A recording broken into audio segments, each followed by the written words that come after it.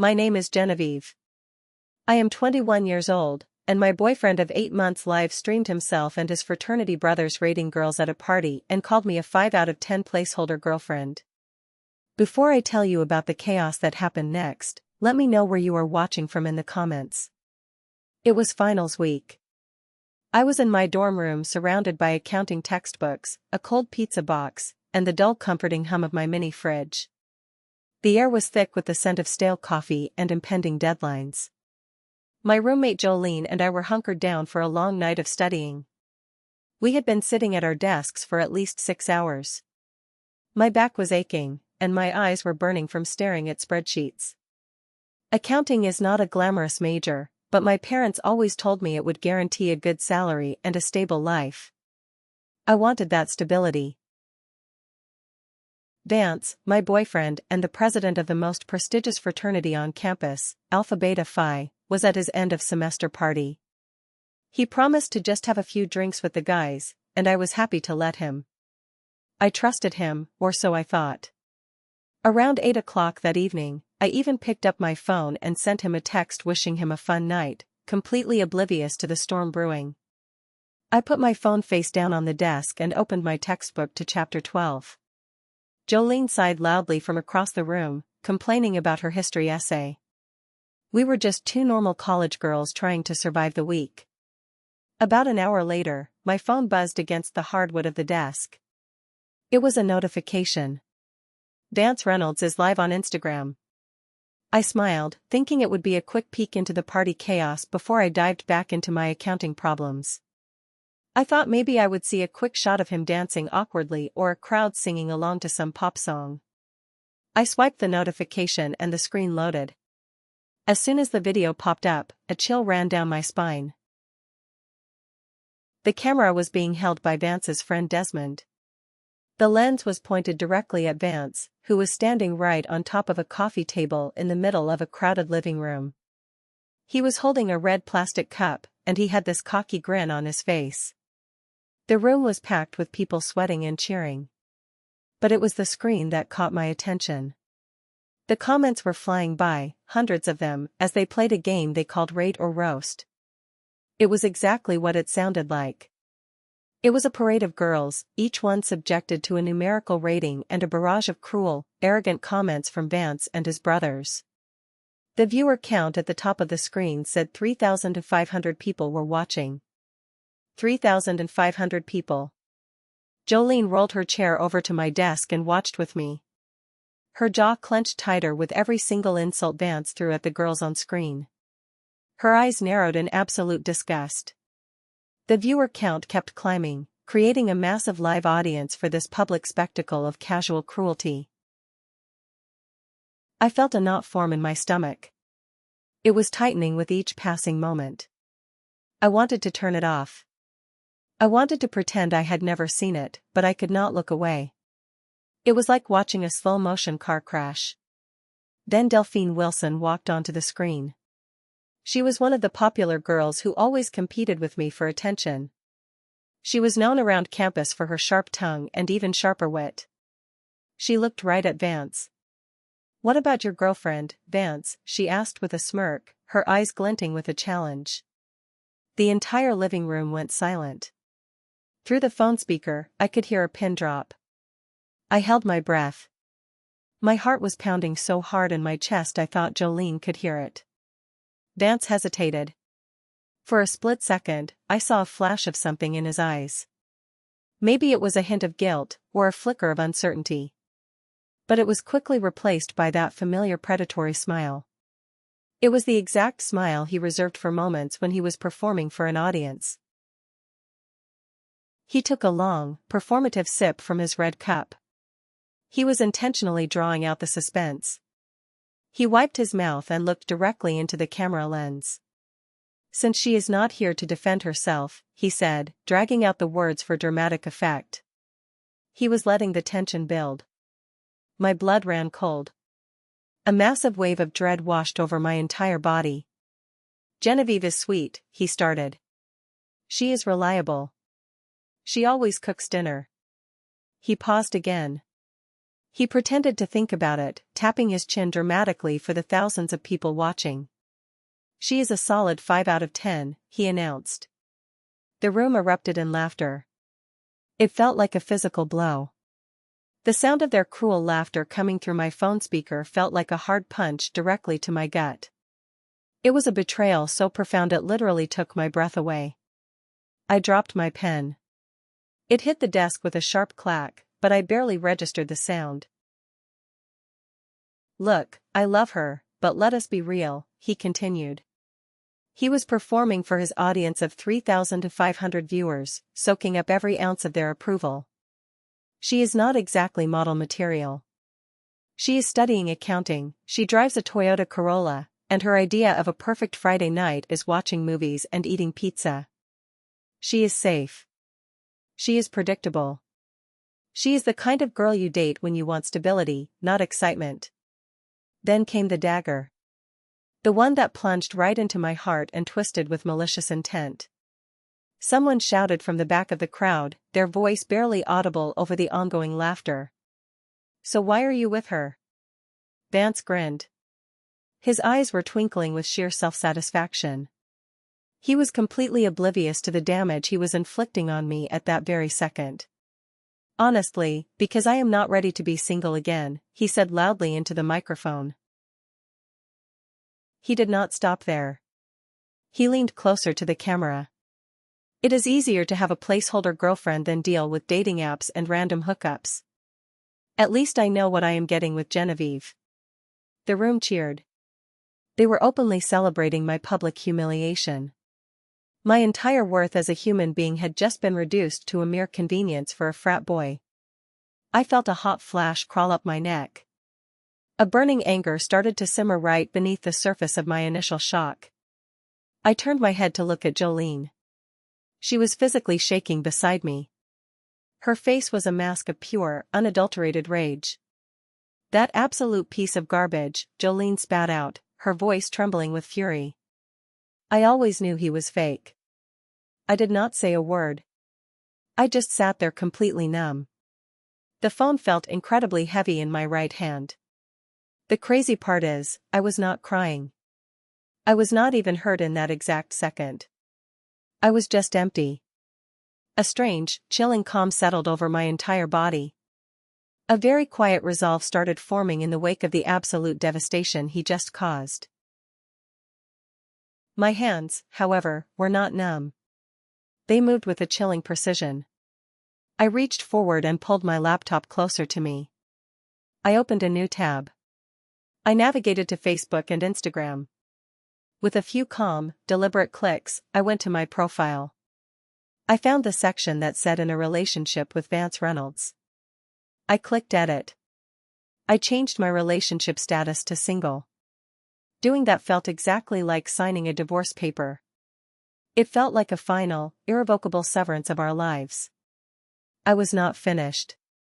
I took a screenshot of my new single status. I posted it directly to my Instagram story. I typed out a caption in bold letters. "When you find out you are a placeholder on live stream with 3,500 viewers." I picked up my phone again. The live stream was still running. Vance was still laughing and drinking. I took a screenshot of his face on the live stream. I shared that image to my story with another caption. "Currently watching my placeholder status get upgraded to single. Thanks for the public service announcement, babe." I opened a new tab on my laptop. I logged into our shared Spotify account. We had a playlist named Vance plus Genevieve Forever. I highlighted every single song on that list. All the romantic ballads, all our road trip songs. I pressed delete. I emptied the entire playlist except for one single track. I left "Thank You" next by Ariana Grande sitting there all by itself.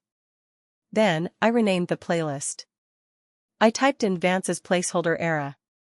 It was a very small act of rebellion, but in that moment, it felt incredibly satisfying.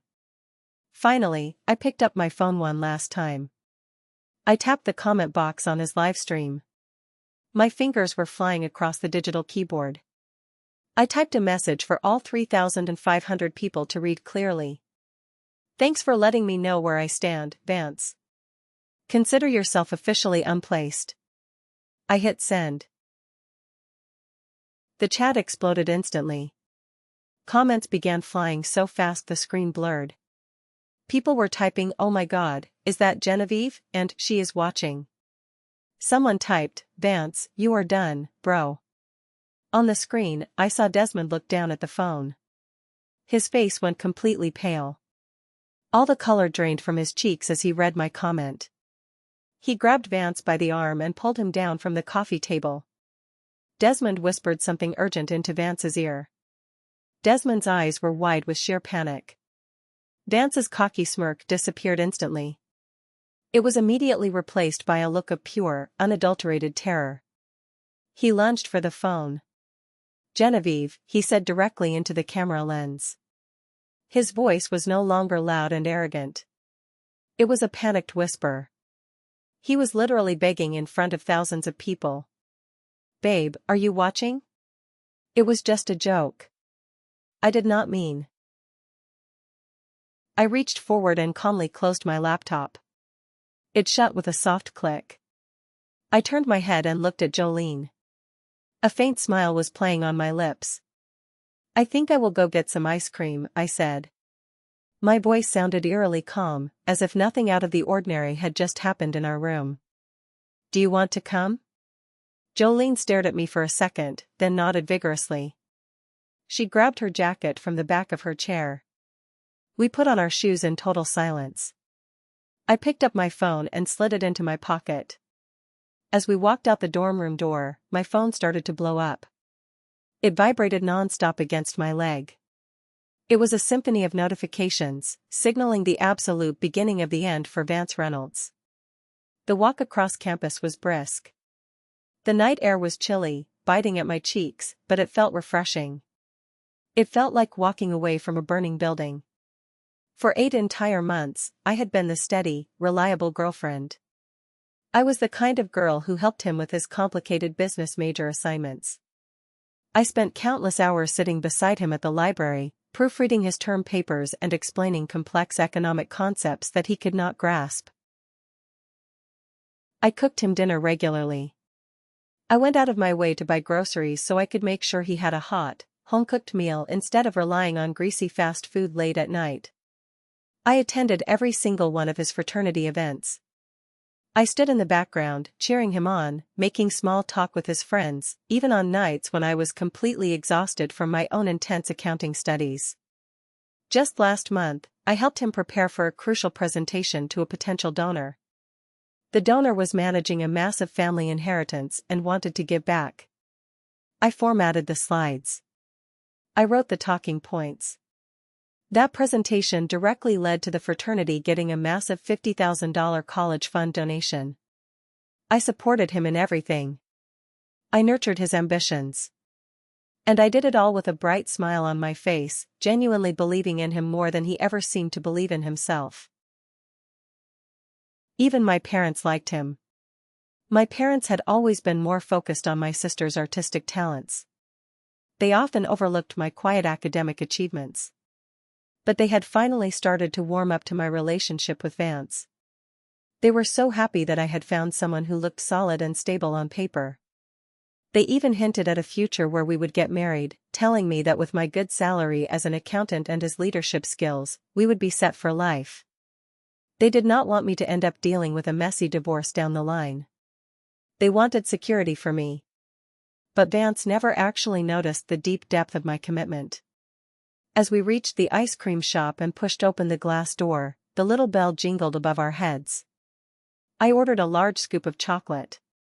Jolene got strawberry. We sat down in a quiet booth in the corner. I set my phone on the table. The screen was lighting up every 3 seconds. I realized then that Vance only ever posted about our relationship on social media when it directly benefited his own image. He used me to look like a thoughtful, romantic boyfriend. He was carefully curating a fake facade for public consumption. Jolene had tried to warn me. She had always pointed this out. She sat across from me, eating her ice cream, and I remembered her exact words from weeks ago. She told me I was nothing but a walking billboard for his own ego. She called him a master of superficial charm. I had always defended him to her. I dismissed her valid concerns, telling her she was just overthinking things. I was completely blinded by my own naive hopes for our future together. But now, sitting in that brightly lit campus ice cream shop with Jolene, everything was crystal clear.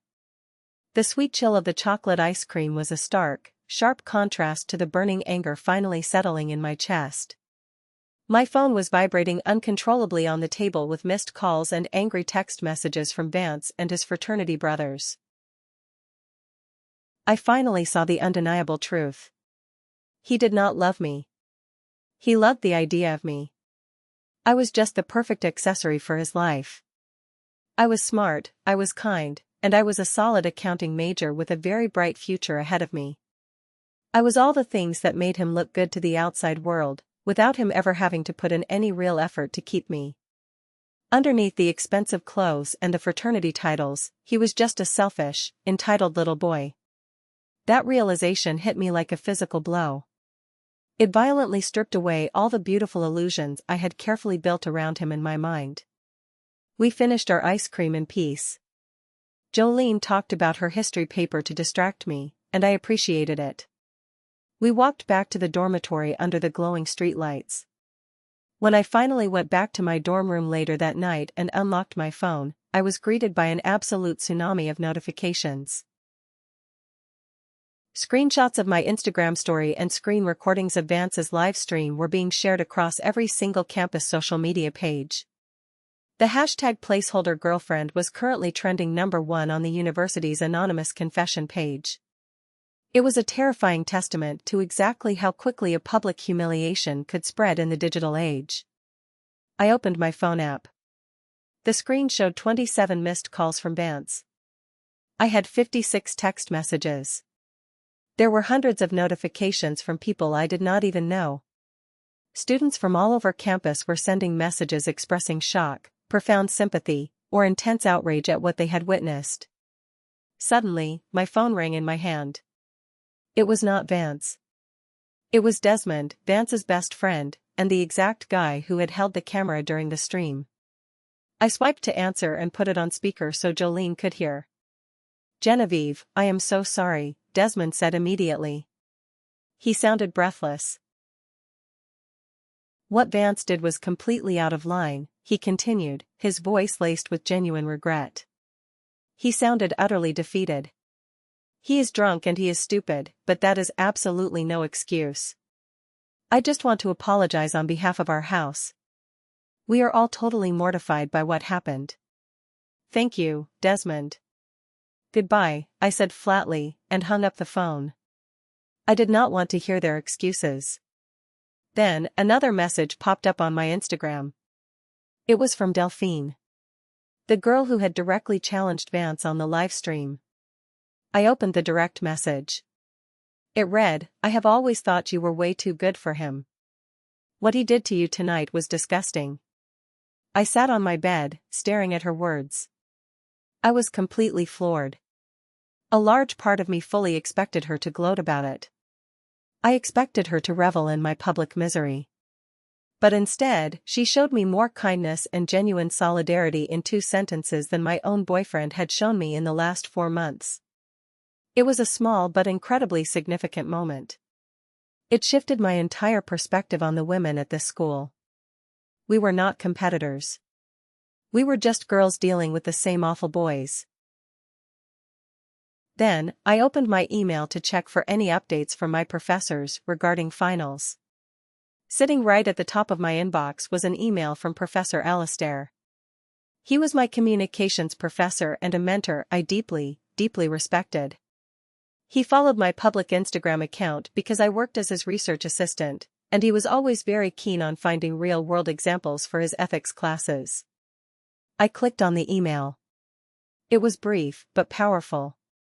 "Saw what happened tonight," he wrote. "My office door is always open if you need to talk about it. Please remember, social media is temporary, but your self-worth is permanent." I read the words twice. His simple, profound message cut right through all the noisy internet drama. It made me feel incredibly seen. It was exactly the reminder I needed of what truly mattered in the grand scheme of life. I treated that night like a funeral for a relationship that was never real to begin with. By midnight, the situation had escalated beyond the campus walls. Someone had created a TikTok compilation video of Vance's cruelest comments. They set the clips to highly dramatic background music, complete with slow-motion replays zooming in on his smug, arrogant face. The video had already gotten 55,000 views. It was spreading far beyond our university, reaching a massive, wider audience than even Vance could have ever imagined in his worst nightmares. The internet was a place Vance had always used for validation. He used it to build his carefully constructed, perfect frat boy image. Now, that exact same internet was actively using its power to tear him down, piece by agonizing piece. I finally went to sleep around 2 a.m. When I woke up the next day, the sunlight was streaming through the blinds. Jolene was already awake, making coffee in our small machine. I sat up and checked my phone. Vance had posted a lengthy apology on his Instagram page.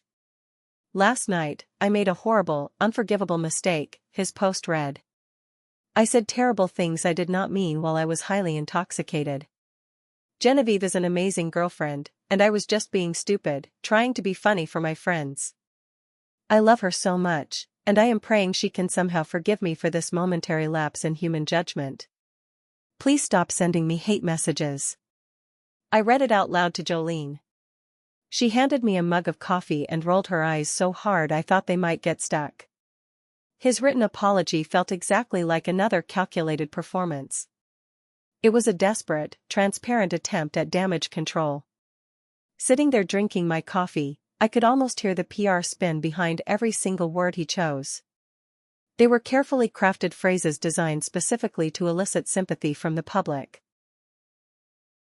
He did not apologize to me privately. He apologized to his audience publicly. He was not sorry for what he said about me. He was only sorry for the severe consequences he was currently facing. And I knew it deep in my bones. Even his fraternity brothers were already distancing themselves from the fallout. Desmond had posted a generic, corporate-sounding statement on the official Alpha Beta Phi page. The statement read that the fraternity absolutely did not condone any disrespect towards women, effectively throwing Vance under the bus to save the chapter. Around noon the next day, a heavy knock echoed through our small dorm room. I was sitting on the edge of my bed, carefully organizing my accounting notes into a blue binder. Jolene was at her desk, typing furiously on her laptop. We both stopped exactly what we were doing. We looked at each other. The knock came again, louder this time, carrying a desperate, frantic rhythm. I set my binder down on the mattress. I smoothed out the wrinkles in my comfortable gray sweater, took a deep breath, and walked over to the wooden door. I turned the handle and pulled it open. Standing in the hallway were Vance and Desmond. I almost did not recognize Vance. He looked absolutely terrible. He was still wearing the exact same clothes from the party last night. His expensive polo shirt was wrinkled and stained with something that smelled like stale beer and cheap cologne. His eyes were completely red and violently puffy, either from crying or from a severe lack of sleep. His hair, which he usually spent 20 minutes styling every morning, was a messy, disheveled bird's nest. He was no longer the charming, incredibly confident fraternity president that everyone on campus worshipped. He was just a terrified boy, and his carefully constructed, perfect world was rapidly crumbling around his feet. "Genevieve, please," he started. His voice cracked right down the middle. It was barely a raspy whisper. "Can we talk?" I stood squarely in the doorway, blocking his view of our room. I did not invite him inside. I crossed my arms over my chest and looked at him. "I know I messed up," he continued, taking a tiny step forward. I held up my right hand, stopping him in his tracks. "What exactly is there to talk about, Vance?" I asked. My voice was completely steady. It was devoid of any sadness or anger. I was just stating facts. You called me a placeholder girlfriend on a live stream to 3,500 people. I was drunk, he pleaded. His voice began rising in pitch, thick with pure desperation. I did not mean any of it, Genevieve. You know how I get when I am performing for people. I just say stupid stuff for attention. It was a joke, babe. It was just a stupid joke. I raised my left eyebrow, letting the sheer absurdity of his pathetic excuse hang heavily in the quiet hallway air. So, your professional defense is that you publicly humiliated me for the entertainment of strangers? Desmond stepped forward. He was trying to mediate the situation. His face was etched with deep exhaustion. Genevieve, look. Vance has been a total mess all night long. He knows he messed up really badly. Can you not just forgive him? I turned my gaze to Desmond. With all due respect, Desmond, this has absolutely nothing to do with you, I said firmly. My voice was unwavering. This is between Vance and me, and nobody else. Desmond swallowed hard and took a step back, staring down at his shoes. Vance's face suddenly crumpled. The desperate sadness vanished, and a harsh, ugly redness crept up his neck. You cannot be serious right now, he snapped. 8 months, Genevieve. 8 months we have been together. You are really going to throw all of that away over one stupid comment? Over a joke? I am not throwing anything away, I replied. My gaze never left his eyes. You threw it away the exact moment you told the entire world I was a placeholder. I am just acknowledging our reality.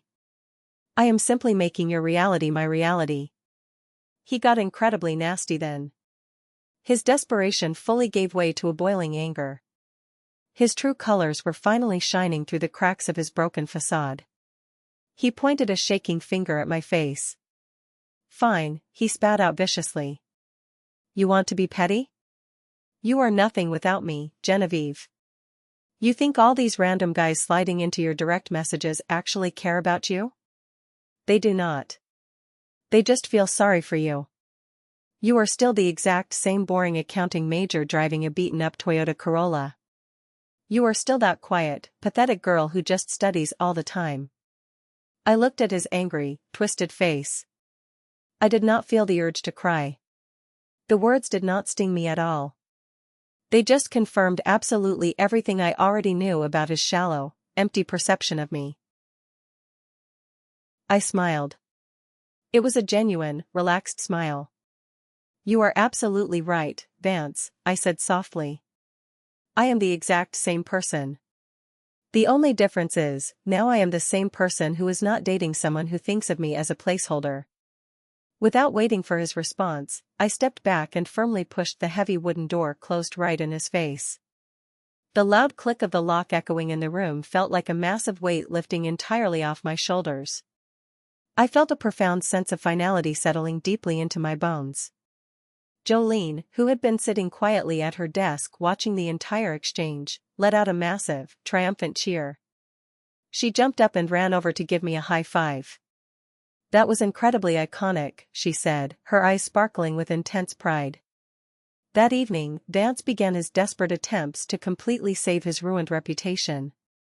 We were eating macaroni and cheese for dinner when Jolene suddenly gasped and nearly dropped her fork. You have to see this, she said, turning her laptop screen toward me. Vance had just posted a new video on TikTok. He titled it My Side of the Story. It was a 3-minute-long video where he sat on his perfectly made bed, looking incredibly sad and remorseful, desperately trying to paint himself as the ultimate victim of the situation. In the video, he looked directly into the camera and blatantly lied. He claimed that I was an incredibly controlling girlfriend. He said that he had felt totally trapped in our relationship for months, and that his cruel comments on the live stream were just a result of him finally snapping and being honest about his suppressed feelings. He even tried to portray himself as a generous guy who was simply too afraid to break up with me because he thought I was far too emotionally dependent on him to survive on my own. It was an absolute masterclass in psychological manipulation and severe gaslighting. It was a pathetic, calculated attempt to completely rewrite our history. But he severely underestimated the intelligence of the internet. The comment section immediately called him out on his blatant lies. People wrote things like, "We literally watched you call her a placeholder girlfriend for pure entertainment, and this is not the victory you think it is." Then, a true genius on the internet did something incredible. Someone, a person I will forever be grateful to, stitched his fake apology video. They created a side-by-side comparison. On the left side of the screen was his new video claiming I was controlling and he was trapped. On the right side of the screen were clips from his original live stream, showing him laughing, drinking, and loudly bragging to his brothers about using me for convenience because he did not want to deal with dating applications. The side-by-side comparison made his lies painfully, undeniably obvious to the entire world. That specific video gained 350,000 views in just 6 hours. It spread like a massive wildfire across every single social media platform. If you've made it this far, please do me a favor, like the video and comment number 1 down below. It lets me know how awesome you are and shows that you're right here with me on this journey. Your support is a massive encouragement and truly motivates me. Drop that one so I can recognize you, and now, let's get back to my story. Vance began to panic entirely. He started commenting aggressively on other people's posts about the situation. He was publicly arguing with anyone who dared to criticize his behavior, aggressively digging himself much deeper into the massive hole he had created. He even went as far as sliding into the direct messages of the guys who had publicly commented supporting me. He warned them that I was a vindictive, crazy person. He told them I was not what I seemed. He was desperately trying to sabotage any potential new connections I might make. Delphine, my very unexpected new ally, saw this happening. One of her male friends had received a message from Vance. Delphine immediately took a screenshot of Vance's unhinged messages and shared them publicly on her own massive platform. "This is exactly who Vance Reynolds really is when he does not get his way," she wrote in the caption, exposing his true, ugly character to the entire university. Meanwhile, I completely ignored the digital storm. I focused every single ounce of my energy on my final exams. I silenced my phone and turned off all my social media notifications. It was the absolute only way I could maintain my sanity. I poured my focus into my accounting textbooks. I was completely determined not to let his terrible actions derail my academic future. A few days later, while I was sitting on the floor of my room organizing flashcards, another quiet knock came at the door. I opened it to find Desmond standing there alone. He looked utterly exhausted. His shoulders were severely slumped, and he had dark, heavy bags under his eyes. "Genevieve, I really need to ask you a massive favor," he said. His voice was incredibly weary. "Can you please ask people to stop tagging our fraternity in posts about Vance? It is getting completely out of hand. Our national chapter directors are getting involved. They are threatening to shut down our house." "I have not tagged your fraternity in absolutely anything," I replied honestly. I leaned against the doorframe. "I have barely posted anything since that first night." I know, Desmond sighed, rubbing his face with his hands. "But your response started all of this, and now it is affecting all of us. Vance is not handling this well at all. He has been drinking heavily every single night. He is constantly starting physical fights with the other guys in the house. Frankly, he is becoming a massive liability to our organization. He is even talking about hiring a very expensive lawyer to sue people on the internet for defamation, which is just absolutely insane." "What exactly do you want me to do about it, Desmond?" I asked. My voice remained completely calm and detached. "Could you maybe just post something asking people to move on?" he pleaded. His eyes were wide and desperate. "Like, saying you have both learned from this situation and you are ready to put it behind you. Just to calm the internet down?" I considered his request for exactly 1 second. "No," I said. My voice was soft, but incredibly firm. Desmond's face fell completely. "Genevieve, please. I know he hurt you deeply, but this is literally ruining his entire life. He might even have to leave the school. I stood up slightly taller. I looked directly into Desmond's tired eyes. Desmond, I said, my voice gaining a quiet, powerful strength. He ruined his own life the exact moment he consciously decided to publicly humiliate me for entertainment. I have not posted a single thing about him since Saturday night. Absolutely everything that is happening to him right now is just the natural consequence of his own terrible actions. But you could make it all stop, he said, practically begging me. Why would I ever want to make it stop? I asked. A faint, almost imperceptible smile touched my lips. For 8 long months, I was completely loyal to someone who thought of me as nothing but a placeholder. Now, the entire school knows exactly what kind of person he truly is behind closed doors. That is not me getting revenge. That is just the truth coming to light. Desmond stared at me for a long moment, realizing he could not manipulate me. He slowly nodded his head, turned around, and walked heavily down the hallway. 2 weeks later, the campus had started to settle down, but the story was far from forgotten. I was walking across the beautiful, tree-lined campus to attend Professor Alistair's communications ethics class.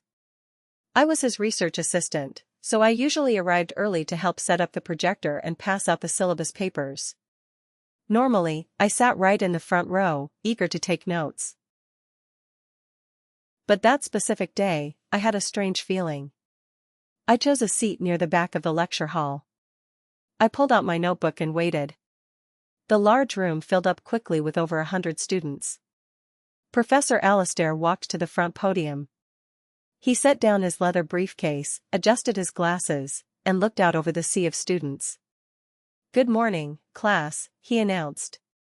His deep voice carried easily to the back row.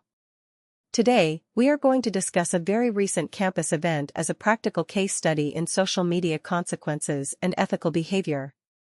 My blood ran completely cold again, but this time, it was mixed with a very strange sense of nervous anticipation. Many of you are already intimately familiar with what the internet is calling the placeholder incident, he continued. He presented the entire case completely objectively. He laid out the bare facts without any personal judgment. He explained that a student publicly humiliated his girlfriend on a live stream. He explained that the girlfriend responded by ending the relationship publicly, and the entire situation went viral, sparking a massive, campus-wide discussion about respect and digital footprints.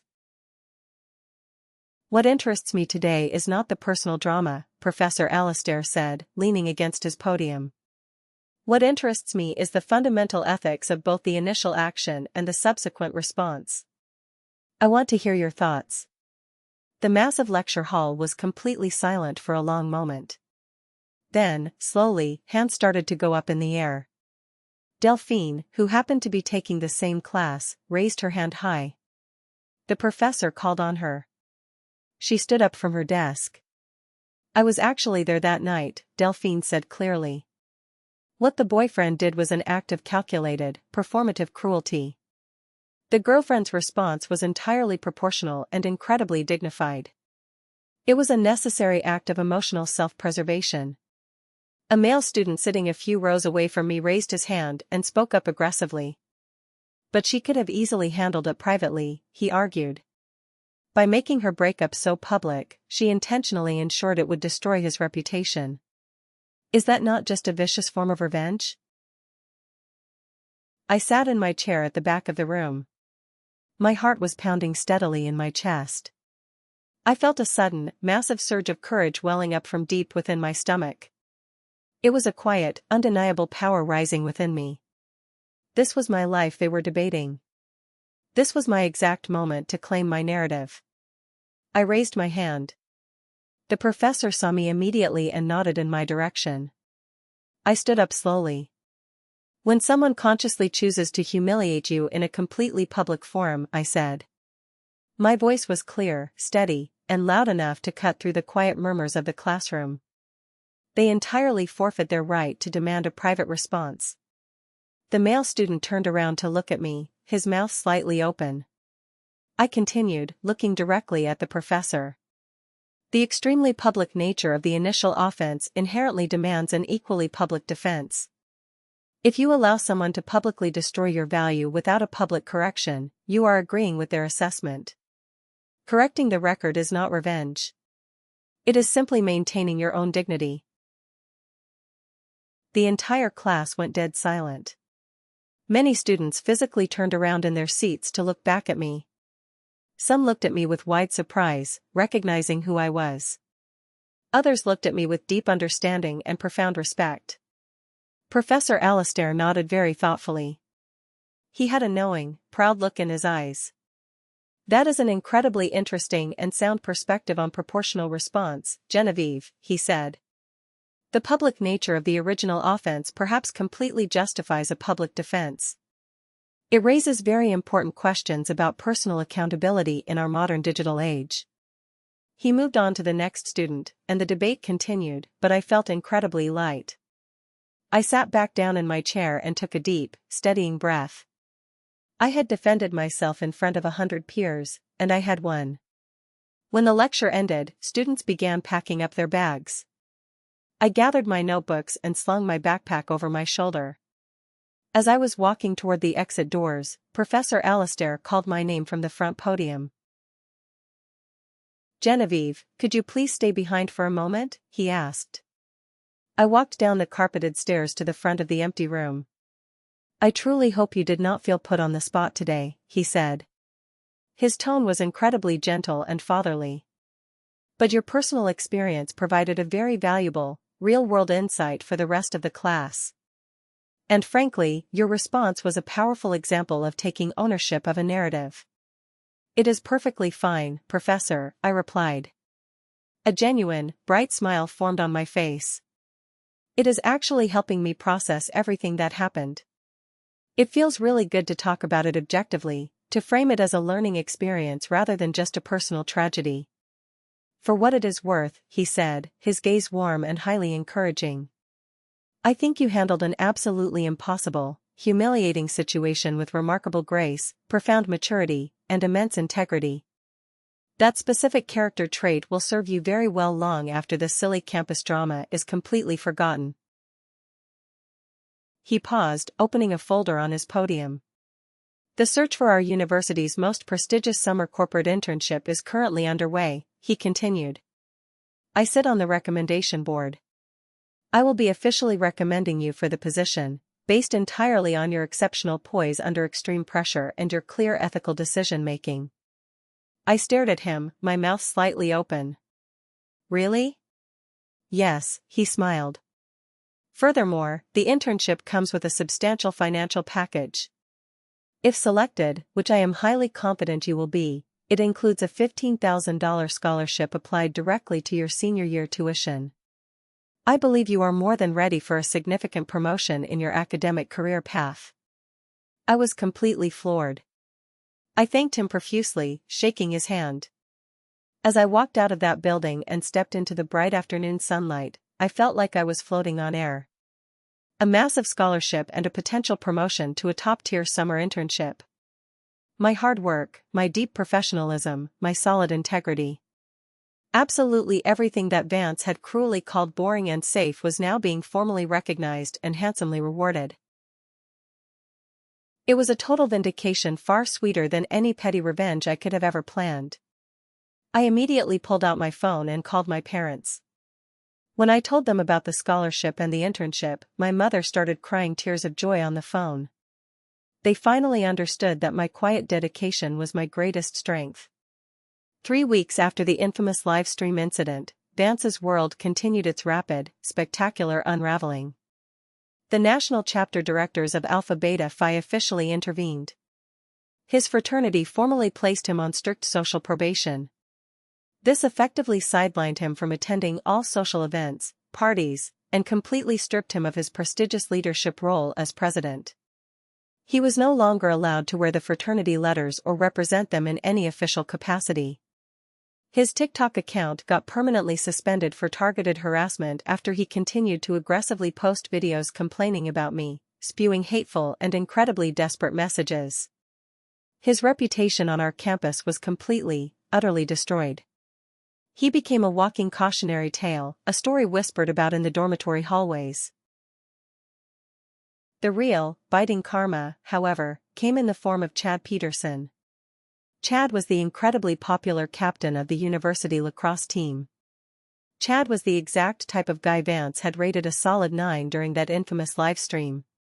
Chad was the absolute epitome of the cool, wealthy guys Vance desperately wanted to impress and befriend. I was studying at a local coffee shop off campus when I actually overheard Chad talking to a group of his lacrosse friends at the table next to mine. Chad's voice was loud, clear, and highly dismissive. "Vance used to be cool, but he is completely toxic now," Chad said to his teammates, taking a sip of his coffee. "Did you guys see how he treated his own girlfriend on that livestream? Imagine exactly what he would do to his actual friends if they ever crossed him. Hard pass. I am not inviting him to my cabin this weekend." The exact same guys Vance had been desperately trying to impress with his cruel honesty about me were now actively, intentionally avoiding him. It turns out, publicly humiliating your loyal girlfriend does not make you look powerful or popular with other men. It just makes you look incredibly cruel, deeply untrustworthy, and profoundly insecure. His social circle, which was once vast and adoring, began to shrink dramatically. Even Mia, a girl who had been defending Vance online with a fierce loyalty because she had a massive crush on him, finally distanced herself. Vance had drunkenly tried to kiss her at a small gathering, completely misinterpreting her online support as an open invitation. Mia posted a very cryptic message on her Instagram story later that night. "Sometimes people show you exactly who they truly are. Believe them the very first time." Even his most ardent defender had finally seen enough of his toxic behavior. Meanwhile, my own life improved in magnificent ways I could not have possibly imagined a month ago. The massive attention from this situation, though initially very overwhelming and stressful, actually led to me getting invited to study groups and social events I never would have been included in before. People were naturally curious about me, yes, but they also saw a quiet strength in me that I had not even fully recognized in myself. I started talking to Marshall. Marshall was a quiet, intelligent guy from my advanced economics class. He had reached out to me politely after seeing everything go down on the internet. We started sitting next to each other in class. He was incredibly smart, genuinely funny, and most importantly, he thought the whole situation showed my deep strength of character, not a fatal weakness. "The way you handled that entire mess was absolutely legendary," Marshall told me over coffee one sunny afternoon.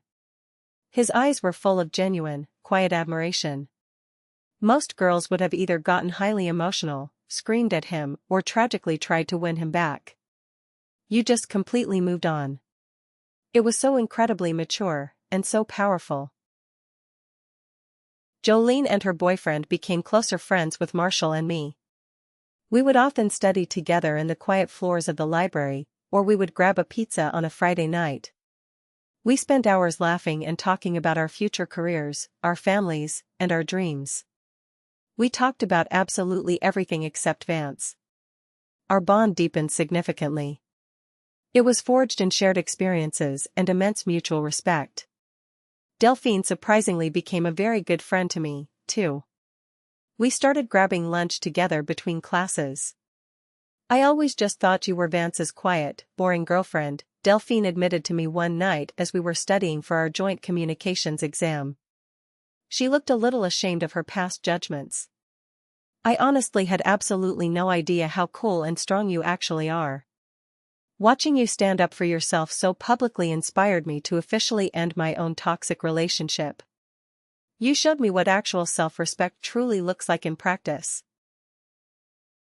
Encouraged by Delphine and Jolene, I started a small online blog. It was initially just a private way for me to process my own complicated feelings about betrayal and self-worth. But it quickly gained a significant following among college students, and then, surprisingly, it spread far beyond our campus. It became a safe place for me to share my story, my personal insights, and to deeply connect with others who had experienced similar traumatic betrayals. It resonated with so many different people, quickly becoming a platform for emotional empowerment and healing. I started getting long, detailed messages from women twice my age. Women in their 50s and 60s were emailing me. They shared their own painful stories of being constantly overlooked or completely undervalued by their family members or their long-term partners. I read stories about older women dealing with vicious inheritance disputes with greedy siblings. I read heartbreaking messages from mothers going through incredibly bitter custody battles, fighting aggressive lawyers to keep their children. I read emails from women whose husbands of 30 years had suddenly betrayed them for someone younger. They told me they found deep solace and genuine inspiration in my words. They told me my actions reminded them of their own inner strength. That, more than the scholarship or the internship, felt like a true, lasting victory. 3 full months after the live stream incident, winter had settled over the campus. I ran into Vance at the campus library. It was very late on a Tuesday night, and the massive library was almost completely empty. I was walking down a quiet aisle of tall bookshelves, looking for a specific reference text for my final paper. I turned the corner, and he was standing right there. He looked incredibly rough. He looked tired, deeply stressed, and pale, like he had not slept a full night in weeks.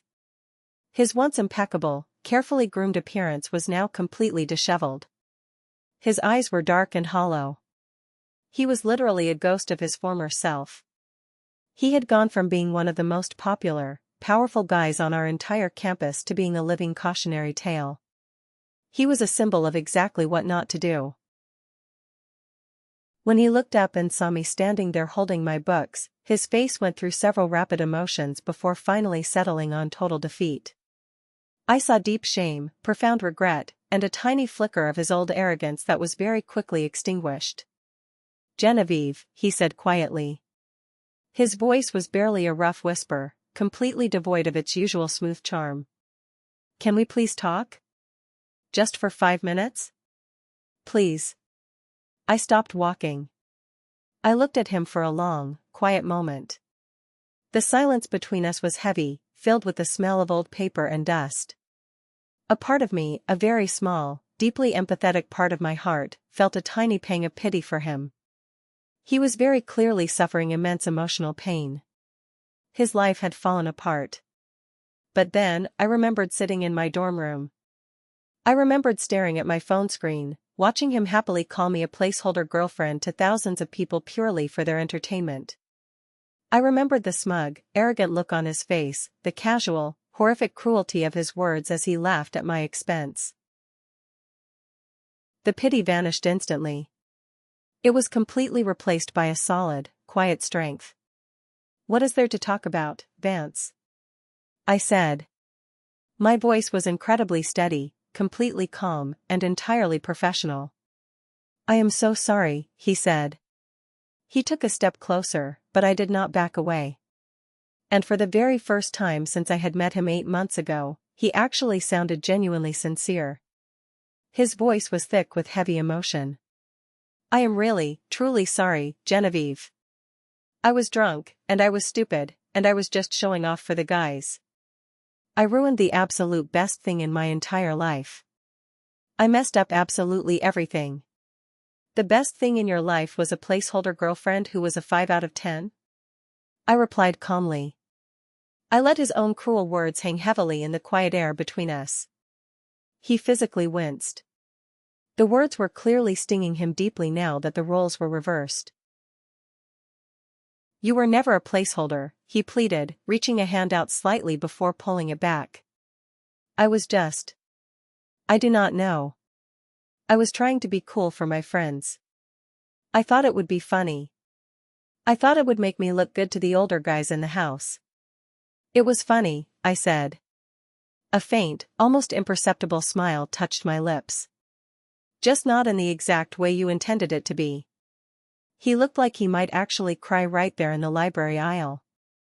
His hollow eyes were welling up with tears.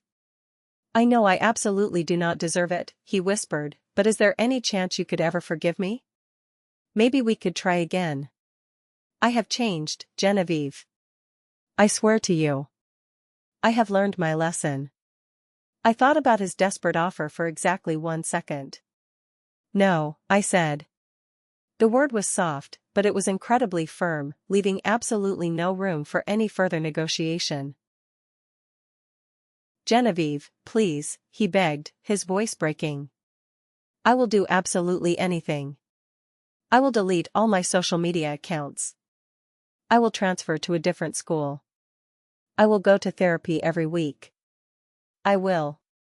Vance, I interrupted gently, cutting him off before he could make any more empty promises. You told thousands of people that you were only with me because you were not ready to be single. You told them that I was just easy and convenient. You told them that you were actively settling for me until something much better came along. I paused, letting the immense weight of his past actions settle firmly onto his shoulders. You cannot unsay that, I continued softly. And even if you magically could take it back, I would not want you to. What do you mean? He asked. He looked deeply confused. His voice was barely a raspy whisper. I mean, you did me a massive favor, I explained calmly. You showed me exactly what you thought of me, and you showed absolutely everyone else what kind of person you really are underneath the charm. Now, I am with someone who actually wants to be with me. I am with someone who respects me, not someone who is just using me to avoid being alone. His face fell completely. The very last tiny flicker of hope violently drained from his red eyes. You are dating someone else? He asked, his voice cracking.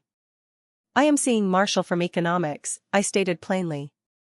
He is someone who thinks I am vastly more than just a placeholder.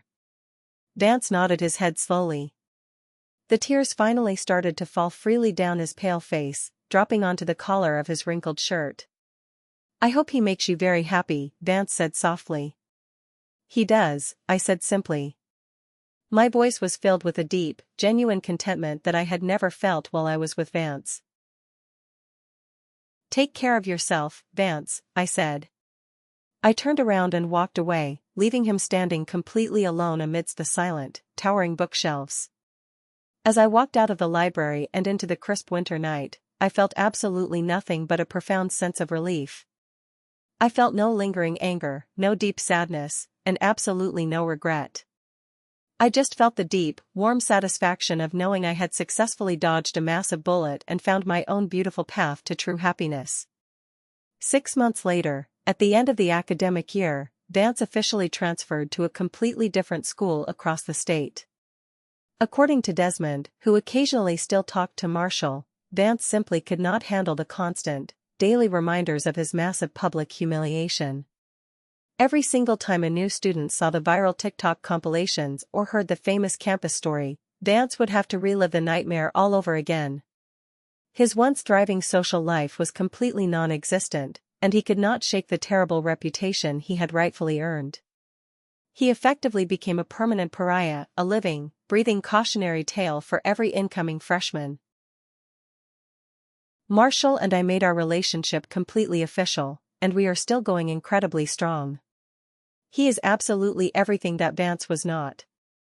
He is genuine, he is incredibly kind, and he constantly tells me that he thinks I am a massive catch, not some sort of convenient consolation prize.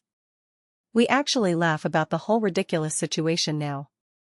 It is a very specific type of dark humor that only true survivors of emotional manipulation can fully appreciate. Marshall even jokes sometimes that he should find Vance's new address and send him a formal thank you card for being such an incredibly terrible boyfriend that he opened up my dating schedule. The story of the placeholder girlfriend became an absolute campus legend. Freshmen still ask about it during their orientation week. It serves as a modern fable about the massive dangers of social media cruelty and the incredible power of maintaining your self-respect.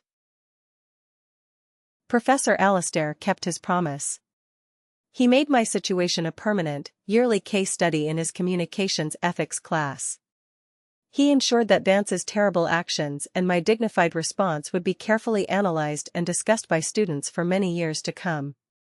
I was even formally invited by the university administration to speak to a massive freshman seminar about maintaining healthy relationships and setting firm digital boundaries. I shared my personal story not as a victim, but as a powerful testament to personal resilience. Jolene and her boyfriend recently got engaged, and I am going to be her maid of honor next spring. Our deep friendship remains a constant, beautiful source of joy and unwavering support in my life. Delphine and I remain very good friends as well. She constantly reminds me that even the most unexpected allies can emerge from the dark ashes of a bitter betrayal. As for me, I learned an incredibly valuable lesson. I learned that sometimes, the trash completely takes itself out.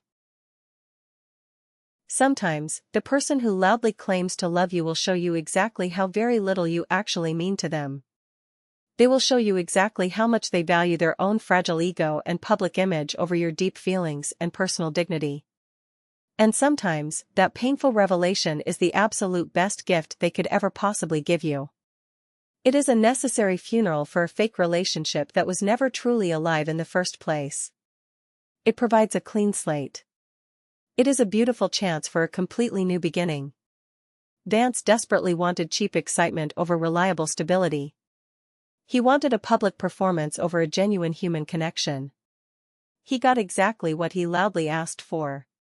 He got a very exciting, incredibly public destruction of his own precious reputation.